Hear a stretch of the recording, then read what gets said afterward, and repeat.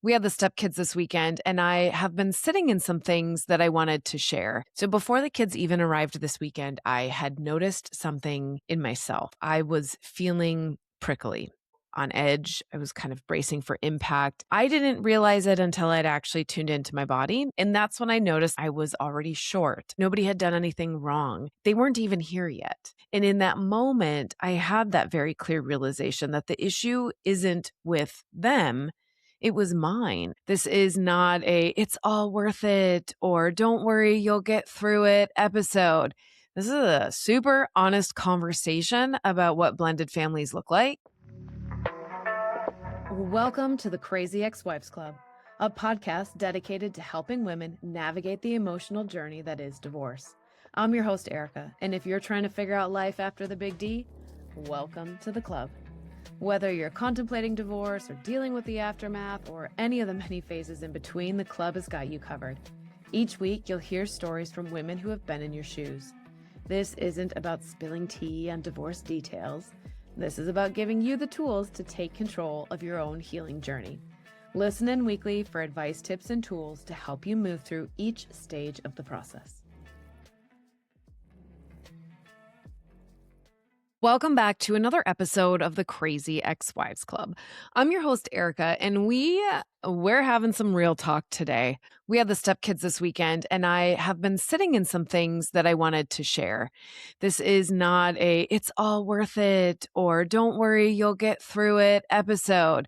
This is a super honest conversation about what blended families look like and what you do with the hard parts. Because while I would love to tell you that it all gets easier, or that it's all worth it, or that every blended family can be perfect, the reality is it's different. In my experience, it's harder, and it's still the choice that I choose to make every single day. So before the kids even arrived this weekend, I had noticed something in myself. I was feeling prickly, on edge. I was kind of bracing for impact. I didn't realize it until I'd actually tuned into my body. I was sitting there and I started to do a little body scan. How am I feeling right now? What do I feel in my system? Like, what are my senses picking up? And that's when I noticed that there was some tension. I was already short. I realized that my tone had changed a little bit, and yet nothing had happened. Nobody had done anything wrong. They weren't even here yet. And in that moment, I had that very clear realization that the issue isn't with them. It was mine. It was mine to uncover and to continue to dig into. That something in me was already in a protection mode. Something in me was already bracing for things to be hard. And there wasn't anything that I needed to protect myself against. You see, our blended family, our road to a blended family is not typical. It's not easy. And there is one thing that all of our mutual friends have always said to me, and that is along the lines of everybody else he's met or dated has ran when they learned about his kids, and you chose to walk straight into it. So my stepkids are not typical. All three have Duchenne muscular dystrophy. I've written a couple blog posts on it, and you can read them. They're linked down in the show notes. Two of the three are fully wheelchair bound, which means that we have to transfer them, from the couch to their wheelchair. We used to transfer them to the chairs at the dinner table, on and off beds, on and off toilets. When you add in the meds, you're looking at kids that are weighing somewhere in between like 150 and 170 pounds. This isn't like lifting your toddler on and off the toilet like it used to be. We also don't know in their behaviors what is created from the medications, what's created from the disease, and what's just a product of their environment, because we all know kids can be kids. Even my child can be a little shit sometimes and not want to do the things that I ask him to do. So when there was behaviors that showed up that were not what the rules or expectations are at this house, what was causing it? We really had no way to figure out what it was. If I think back in the vaults, one of my favorite, AKA least favorite ones, was they knew that when they got to dad's house, they could play on their tablets. Now, dad already had a rule. You couldn't game before 7 a.m. Well, they used to sleep until 7, then 6:45, then 6:30, then 6:15, then 6 o'clock. And they would wake up earlier and earlier, excited to go play, even though they weren't allowed on the tablets yet. Do you know any child that falls back asleep when they wake up an hour or an hour and a half before their alarm? No, I don't know any either. And it started getting really early, and we started trying to figure out what is the cause. Is it the meds? Is it the disease? Is it a product of their environment? Thankfully, good Lord, we grew out of that phase. I may have used food as a motivator to figure out that it was a choice. And once we knew it was a choice and not the meds or the disease, that we could work through it. But overall, we can all agree that it is hard. My blended family experience is hard. His parenting experience is hard. For me as a step parent, as the stepmom in this side, foods my son loved, they don't like. That hurt because I was trying to create an experience for them. Activities I tried to plan for them. First, they're limited, and then they really just don't want to do them. I worked so hard for years to try and add experiences other than gaming and playing Roblox. And the only thing it did was add more stress, add more meltdowns, and officially more tears from me because it never worked out. They just really didn't want to go do it. I tried to plan picnics. I tried to plan Crayola experience adventures. I'd tried to plan art activities. It would take more time trying to organize and get everything set up than they actually spent in the activities before they were done. And then there is just the fact that these boys are not capable of doing the things that other kids can, like clearing your plates, getting snacks for themselves, or even going to the bathroom on their own. So my blended family story, it has not been easy. I maybe kind of sort of chose the hard path.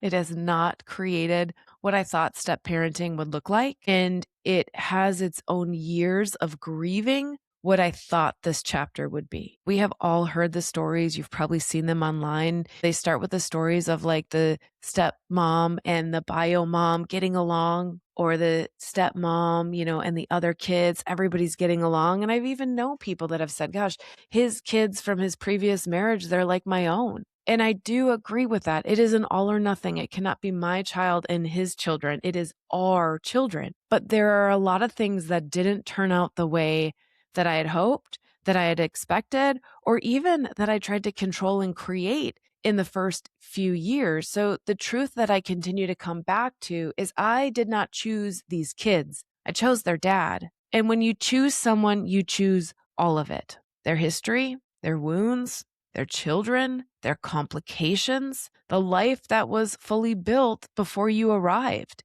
Even finding what our flow looks like once Owen and I fully moved in this house, whereas prior it was the boys' house. You don't get to pick the conditions that your other person comes with. You only get to decide if you are in or out. And I'm in, which means that I choose all of this, which means that I can't sit in a space of being resentful or pissed off or demanding that he take on more because those are his kids. I choose the conditions that come with it, which means even the parts that stretch me in ways I never expected. It is my job to learn how to grow and evolve and adapt to it. So why are blended families so damn different? I am really intrigued. I'm intrigued to see what happens as kids continue to grow up in blended families. You see more and more blended families. So not only is it getting used to divorce as a child of divorce, I think that's like phase one. I think the bigger thing that will shift our culture is what blended families look like. And it's not that blended families can't be amazing. They can be. We see success stories, and they're fundamentally different from the first family. And if you pretend otherwise, it will set you up to fail. I didn't have those 3 boys, which means the love is not automatic. When you have your own kids, it is just ingrained. That desire to protect, to help them thrive, to always forgive them. We've talked about it. You cannot like your child's behaviors, but still love your child. So when you don't have the children, love is a choice. It's not automatic. It's something that you have to build deliberately over time. And that takes longer than anyone tells you. Because whereas when your child does one of those little shit child behaviors that every kid has done, you're ingrained to love them. You're ingrained to forgive them. You are not ingrained to forgive or love these other kids. It is a choice, and that is the deep work. You will absolutely hit mama bear mode, protecting your own kid versus working as a team. I can't tell you how many times I was triggered that his kids were getting, quote unquote, more than what my son was getting. And we had lots of arguments about, well, my son has the ability to hop on a bike. or go to the park or walk around the block, and his kids don't have that, didn't matter that, yes, logically, you're right. My son has a lot more freedom and rights and opportunities than his three kids will have. But when push comes to shove and somebody else gets extra things at Target, it still triggered me. And I still had to look at that when, my kid got a cell phone and then his oldest kid got a cell phone. We had a whole conversation around what that phone would look like, what the investment for the phone would look like. And his kid came home with a brand new iPhone and my kid did not have a brand new iPhone. Mama bear mode. And I had to look at why I was really triggered. Like, really, what was the issue? Because the price was the same. It wasn't that the iPhone cost more, the iPhone had cost less, which is why he had chosen it. But there were other issues too. My partner could argue that out of all the things, my son is not typical. He's in a wheelchair. There's a lot of things he can't do. Can he just have the one thing that every kid also wants? All of these little details cause you to have way more parenting conversations with your partner than you ever had in your marriage. And even take out the special medical needs of my stepkids, just anytime you have kids where you think maybe you think your partner treats his biological children different than his stepchildren. Maybe you worry that you do. You will have to have so many parenting conversations to understand, hey, partner, what are you thinking? Why did you do the things that you do? What's your motivation behind it? And you have to be able to share the same. Your approach, your values, what you will and won't accept. We talked for years about what our parenting values were. Years we talked on the phone about, hey, this is the problem my son is having. This is what I'd want to do. This is the expectations I have. What would you do? And I'd listen to how he would approach it. And I'd listen to how I approach it, which is why when we added 3 more and moved in and then started having other parenting challenges, I was so confused because on paper or on phone calls, it sounded like we were so aligned. So why were these things coming up that were amiss? And it all comes down to the perception of the adult, not necessarily of the kids. But at the end of the day, you will have to accept things in your home that you probably would never tolerate otherwise. There are behaviors in the past, not so much now, but there are behaviors in the past that I would have never tolerated, ever. I would not continue to stay in a room where I was so disrespected. But because they're attached to children that matter very much to my partner, it was let's learn how to move through this, because walking away or not crossing paths with that person in my life, it's not an option. And you know where else this really comes up? The other parent. You really see the worst of people as they move through divorce, as they move through co-parenting. Hopefully everybody gets to the other side. And that is one of the things that I love most about you guys listening and the club and the followers online. Like, the reason we're here, the reason you're here and not somewhere else, is because we don't want to do that. We don't want to continue to live a life of hating the other person, of being bitter, of being resentful. Like, we want the lesson. We want to move on. We want to let it go. We want to be able to still operate from a place of love and grace and badass boundaries, because I don't have to accept being treated like crap anymore. I know what my worth is. But when we choose that path, we do not get to choose who the other parent is. My partner does not get to choose who my ex is. Has he been triggered since there's been a new stepdad in the picture? Hell yes. Have I been triggered? Yes. The ex-wife, working with her, that's triggering. Everybody's got their own shit. And so it's been such a commitment to stay true to my values. Am I perfect? No. Do I vent? Hell yes. And then you level back out and you say, hey, do I want to allow this to continue to affect me? There's a lot of times, especially when they were renegotiating some of the parenting time, that a lot of our time got spent discussing the other side, until I finally just brought it up that I don't want to allow that to infiltrate the life that we have on this side. Yes, it is part of that path. And yes, it needs to get figured out. But we're fighting about stuff because of another person who, if we had the choice, we wouldn't deal with. But we have to deal with her because we have the kids in the middle. So then let's not let it continue to rock our boat outside of what we need to get done for it. I think I met his boys about 6 months in. He met Owen a little bit later than that. So I've probably known the boys for 4 years. And all of these little things that came up were really hard. And probably the hardest part, even harder than trying to figure out what life looked like after divorce or how to navigate my separation or when to talk about the infidelity or not talk about it, was the step parenting, because yes, it's triggering. Yes, I've got my own mama bear. Yes, I've got my own expectations, but there also wasn't anybody else saying the same things. So could we all sit down and say that middle school was rough? For sure. Could we all talk about how hard math or English was? For sure. But did anybody else understand what it was like when kids were being homeschooled because they were having challenges in a structured school? And so now you're trying to be their substitute teacher on the weekend when they come for a visit? No. Could anybody else even understand what it was like when the kids showed up hitting, spitting, kicking, biting, nonverbal? Thank God. That's years ago. Haven't seen it since we worked through those issues. But it felt so alienating and it felt really disorienting because I didn't know what was me and what was something that I could actually expect to change. And because the foundation of what I believe is to create the change you want to see, you change yourself. I change what I bring, I change the energy I bring, I change my expectations. And if it doesn't change to a level that is acceptable for the respect I want in my life, then I change that I'm in the room. And that wasn't always an option. So I really struggled because I felt even more alienated than I did in divorce. So I went looking for a community. The blessing of hosting this podcast is I had on some women who specialized in step parenting groups and step parenting coaches. And I hopped on one of those podcast guest calls. And I remember the first few calls, I felt so seen. I felt like I finally wasn't alone. These other women were sharing the exact same frustrations and struggles that nobody else seemed to understand, but we all understood in this room. So I really thought I had found my solution.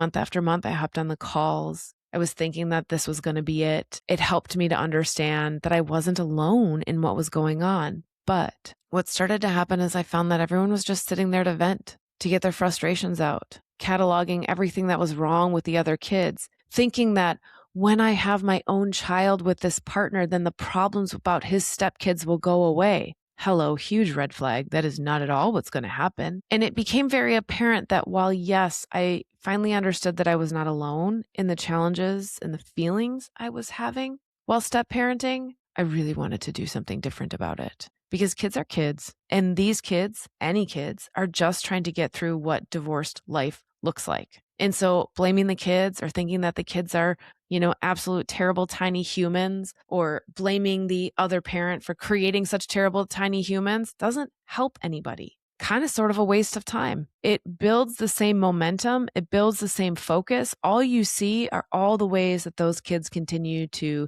not show up the way you want. It became very apparent that it wasn't where I wanted to spend my time. But I also didn't want to be alone in it. And that is why I created the club, because I think we are so different in how we choose to focus on things. When I look at the club members right now, do we all have the same story? No. Are we all at the same point in our journey? No. But the things we have in common, we self-sacrificed to the point of losing ourselves. We gave and gave and gave until there was nothing left of us. We all lost ourselves along the path. We all put aside who we wanted to be for who we thought we had to be to make the relationship work. We all got a bit of overthinking and anxiety going on, so we worry, are we doing the right thing?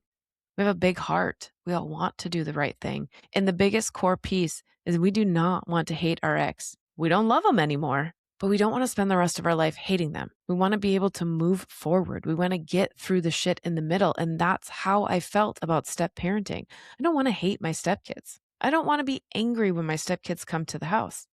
There's also a lot of pieces I can't change. And so that's the work of being able to take those tiny pieces away and reflect on it and figure out what is my issue and what is a change I can request that we all make together. So if you are feeling alone in it, no matter where you're at in the journey, go check out the club, because that is what we do every single week. We show up so we don't feel alone. We all understand what we're going through, and we're all in different phases. When I started this co-parenting journey, were there visits with my stepkids that were genuinely hard? Let's go back to how we started. Remember I said the day before they arrived, I was already feeling it in my body. I was already bracing for impact. I was already getting ready for things to be hard and overwhelming and to fight with my partner because something happened that put us against each other with kids in the middle. Well, when we started this journey of co-parenting, of our long, slow merge is what we call it, of blending our families, there were behaviors that made visits genuinely hard. I shared some of them: the spitting, the kicking, the biting.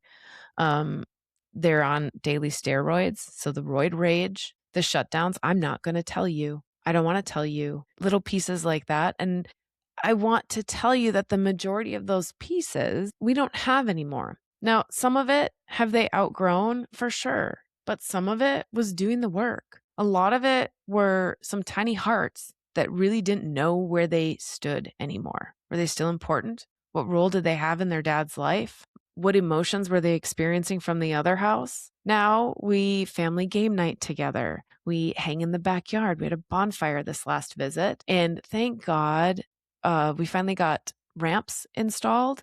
So you can imagine having kids is expensive, but having to outfit, vans and houses with elevators and ramps is whole next level. And so we're so grateful that the ramps got installed, which meant that when we had a bonfire this weekend, the boys could freely roll in and out at their own free will. So they'd come out and join us and hang out and have a juice box or have some snacks, and they'd go back inside for a little bit and then come back out. We have ordinary moments that used to feel damn near impossible. Dinners. Good Lord, we actually have family dinners because I made everything get plated before we can sit down, and we all have to wait until we're all ready to eat. And then we stay at the table until we're all done eating. That took me a year to get that consistent in the house because, again, finishing, rolling away from the table, moving away, coming back.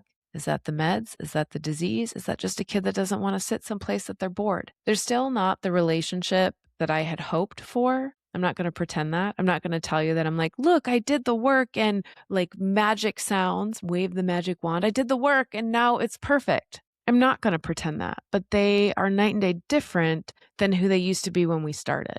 They ask if I'm coming with. They went and played pickleball this weekend.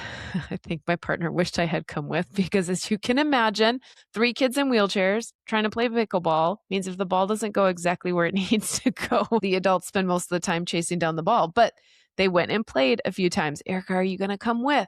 There are pieces that I know that these kids like me. I know that they like me in their dad's life. I know that they lovingly tease me. We have a joke. I have affection for you. But it's still not the life that I thought I was going to have. I will never have that relationship, that deep bond that sometimes people have. The relationship I see building between my son and my partner, they like each other. Like they just really like each other. And in fact, they like sharing memes or reels or whatever back and forth, movies more than I do. I get cut out a little bit, which that hurt at first, but then I was so grateful that my son really honestly likes my partner. He adds so much to his life, and that was all I wanted to also do for his 3 boys. So, even when the story looks different, there are still beautiful pieces in it, but so much work had to be done to get to a place of neutrality. We've talked about this with the emotional ladder, climbing the emotional ladder. I wouldn't say that I'm ecstatic, but I would say that I am at peace. I am satisfied. I am, dare I say, happy with the changes that have shifted for when they come. I had to learn how to measure what step parenting success looks like, different than what I had expected in my mind. There's that darn grief word again. We grieve a lot of the things we hope will come. So I wanted more than one child. I wanted my son to have a sibling. And when that wasn't a reality, I said, okay, but he can still have step siblings.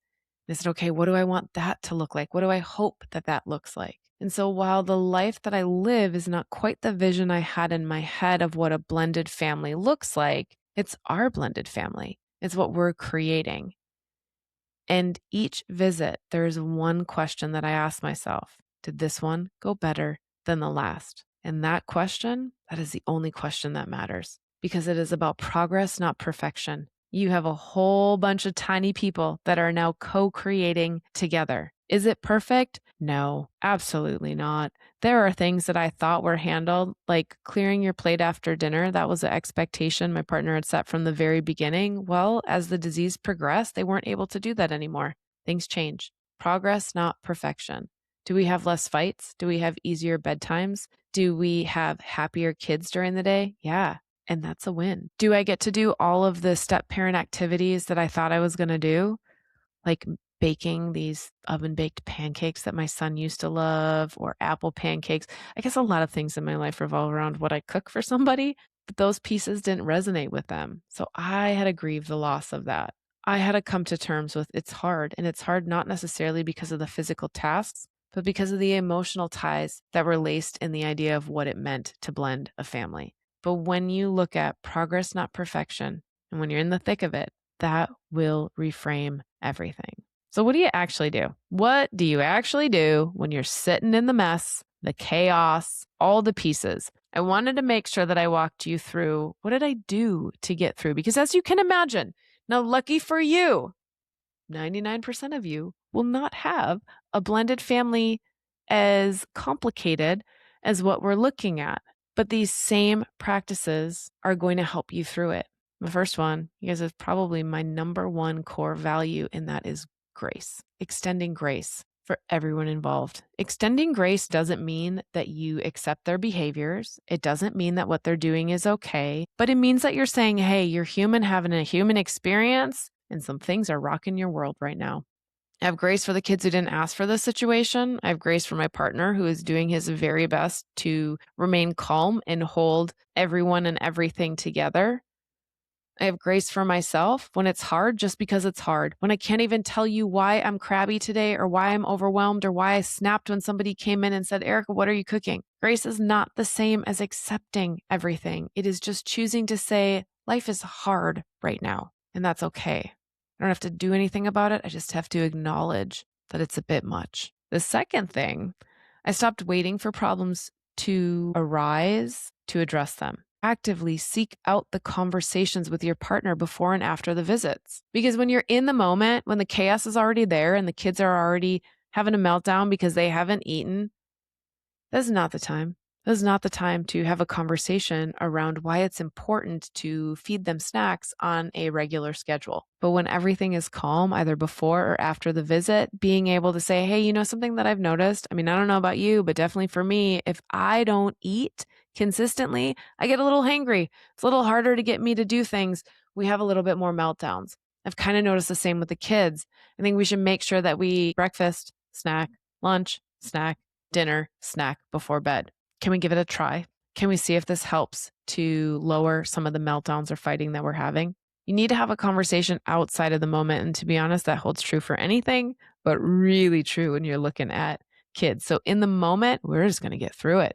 But either before or after then, we're going to have some proactive conversations. What do we want to approach differently? What worked? In this last visit, so as you can imagine, the medical needs continue to change. The oldest stepson is now heavier than what I will safely lift. I think a couple of visits ago, I went to move him off the couch onto the chair and I did my deep knee bend and squat, pick him up. That's why I love working out so much, but went to pick him up, nothing moved. And I just was a little surprised. It was like lifting a deadlift. When you get real heavy in your deadlift and you're like, I can do it. And then you go and pull on the bar and nothing moves anywhere. It was like that. And so I braced and I did it again. Nothing moved. So we've reached a point where their needs are different. And there are things that I just cannot help with until a Hoyer lift arrives. And so that was a conversation this last week. I checked in. I said, hey, not for right now, but I want to let you know that I don't know that I'm supporting you in all the ways that work. I know I'm doing a lot of things. I feel like I'm doing a lot of things, but am I doing the right things? Because as the boys' needs change, I can't lift your oldest anymore. And so that is 100% on you. Maybe we need to reevaluate, where do you really need the help? What's working? What's not working? Get ahead of the issues so that you're building it together. And now remember, yes, we had all these conversations, and did it work perfectly? No, not at first. Progress over perfection, right? We continued to move a little bit forward. Every visit, did it get a little bit better? Every visit, did we have more fruit on hand for them to freely snack on? Yes. And you know what else happened? Less meltdowns. Amazing. Do you know what happened when I said that dinner had to be consistently at 6 to 6:30 instead of 7:30 or 8 o'clock or whenever the game ended? Bliss. Pure bliss. That was something that I could add. I still need my partner's help. Do you think they want to get off games when I say dinner is ready? No. Did it take us a few visits to figure out what that looks like? Me saying, hey guys, I'm prepping dinner. That means dinner in 30. And dad saying, hey guys, if you die, don't get on another game, wait it out. Yeah, we had to figure out what that looks like together. Third, do the inner work.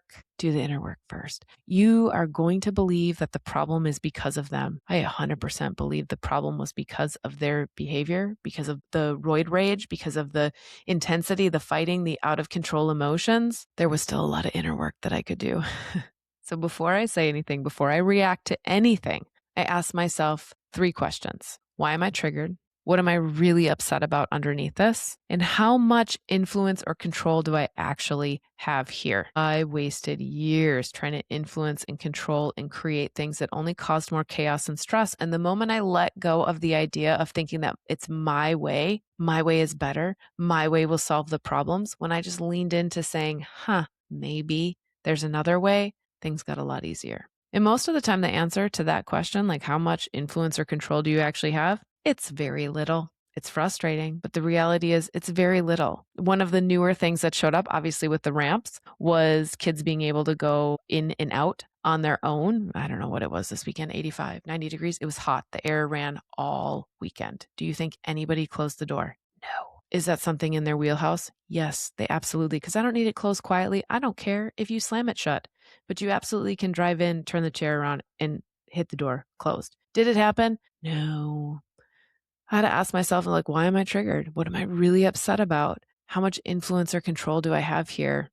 And then I looked at it and I said, all right, what do we want to do this weekend? I'm not going to get worked up about it right now. What are we going to do before they come next? Can we put some sort of a string on the door? For sure. Can we just make sure that we as adults do it? Also, for sure. Where do I really want to spend my time and energy? Because most of the time you want to spend it on creating momentum forward. If you get lost in all the little things that people can do different, you'll get lost in all the things that are not right about your life. So focus on the pieces that you can influence, you can control, and what really matters. So now the last thing, and this was probably the biggest game changer, because as you can imagine, as you've listened to the podcast and all of the ways that I'm like, ooh, we can grow, we can evolve, we can do things better, that is just hardwired into who I am. It is probably one of the hardest things for my son and my partner to deal with, because I'm always looking at what can change. So the biggest piece that I changed was making sure that I took care of me.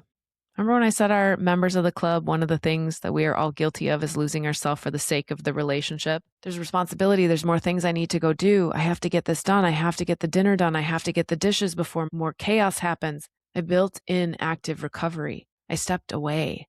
I took a break. Are there dishes to be done down there? Hell yes, there are dishes all weekend long. I cannot tell you how many dishes show up when there are now 6 people in a house. And me going back into the bedroom to listen to my music or to read a book or to play games on my phone takes priority. I built in systems to make sure that there were breaks when I was out of the house for a couple reasons. I wanted them to have alone time with their dad. That's really important time. That's how it used to be. I don't always need to be in the room with them. So I built systems. I'm out for a walk. I'm walking the dogs. I'm doing other things. You have got to be intentional about filling your own bucket back up. Yes, this is true during divorce. Yes, this is true as a single parent, but holy shit, is it true as a stepmom in a blended family? Because you don't naturally love these kids. This is a choice, which means you have to manage your energy. What do you need after a hard visit? After a hard visit, I need solo time with my partner. In the winter, I need a bath. I need to soak in the tub and relax. I need a clean house. I need us to turn the chaos and the mess as fast as possible to get the house reset to the flow. Otherwise, we sit in the mess and the dishes and the laundry for over a week, and that only adds to my frustration. What does my partner need? My partner typically needs to come home and blow off some steam and go out, socialize, have a drink or two at the bar. What do you need after that visit? And build that in before you desperately need it. Build it in when it is still a treat. Like, ooh, I'm going to go for a walk. I'm going to do this thing for me. Because when you try and take a walk to recharge yourself when you're already depleted, when you're already in that burnout phase, all you want to do is climb in bed and cry about it. You want to get in an argument. You want to have a fight. You want to cry, you want to blame the rest of the world, and then you want to crawl under your covers. You've got to build it in before you're depleted. You've got to build it in before it becomes a desperate need. It has to become a proactive strategy. I used to think that I always had to be on site right? Obviously, you got 3 kids that all need extra medical help, and everybody seems to have to go to the bathroom at the same time, or everybody finishes lunch and dinner at different times. And so you almost never get to sit down. So I didn't feel like I could leave. And I'm so grateful that my partner just straight up said, you need to do some things while they're here that are just for you, because I was getting lost. So give yourself and everyone grace. Stop waiting for the problems and be proactive to address them. Do the inner work first. Do the inner work first. Grab your journal, reflect. Why are you triggered? What are you really upset about? What can you actually control? Do all of that before you ever go have the conversation. Sometimes words came out of my mouth before they should have. It didn't end well. So I hope that you do better than I did. And last, build in your recovery. Be proactive. That's not optional. That's not optional. When the stepkids are here, there's a lot more work. There's a lot more intensity. There's a lot more demand. It is more stressful. So build those in. I'm not going to tell you that it's all worth it. It's not mine to say for your situation. This is a choice that you have to make. It's a choice that I ask myself. Does the good outweigh the challenging? What I will tell you is that if you choose it, you choose all of it. You choose figuring out a way to work together. You choose figuring out how to heal the places that it is triggering and pressing on your own system. Because I choose him. I choose this. I choose all of it. And it's not easy. And it's constantly evolving and changing. But you can't pick the conditions of the person you love. And so if you choose to stay, and if you choose to love that person, understand that you are choosing to love and accept everything that comes along with it. And only you can decide if you're willing to grow inside of it. This is where I don't really like a red flag. Are there red flags? For sure. I already referenced one in this episode. There are red flags, but there are far more yellow flags than red flags. A cautionary flag. Do you really want to deal with this? Is this really something that you want to handle? For me, doing the work is some of the best rewards in life. Because every time you find one of those pieces, every time you do the work, you clear it out. It no longer owns you. It no longer controls you. It no longer triggers you the same way that it used to. So if you are sitting in a space that does feel hard, again, a couple things. The club, put yourself in the room, get yourself in the community to be supported, to meet with us every single week. But the other thing is this weekend is a new moon. So the wild woman, right? The wild woman flows with the moon. But the reason it matters is this weekend, we're setting intentions for the summer. And so I'm going to be sitting down with my intentions around what do I want this next chapter of my step parenting to look like? We are definitely at a transition phase with the step kids. Things are moving. They are evolving. What do I want to see? How do I want to show up differently? How can I change and evolve? Because this next chapter is going to require a different version of me. If you too are sitting in a space of what do I want for this summer, then I would challenge you. Put yourself in the room with the wild woman. We kick off this. The new moon is on Sunday, but the emails will get sent for you to start doing the work on Saturday. You got a handful of days to get in there and really create the change. We were never meant to do this alone. We were never meant to do this in isolation. You are the keeper of your own answers. You are the keeper of your own journey. But having other people walk with you through some of those phases of the journey can make all the difference. Having somebody else help carry the weight makes you realize, oh, okay, I can get through this. I can do this. This is the life I want to build. Until next week, give yourself some grace. If this episode resonated with you or you know somebody else who's looking at a blended family, I would love for you to send it over to them. Leaving a rating or a review, leaving a little comment. You guys, I read every single one of those. I love to hear how the episodes hit. If you love them, if there's a topic you're looking for, how else can I support you? Until next week, take care, and I'll talk to you soon. And that's it. Another great episode of the Crazy Ex-Wives Club, a podcast for women learning how to heal from their divorce. Tune in next week for more advice and tips to help you figure out life after divorce. And until then, give yourself grace, do the best you can, and know that this is all part of the process.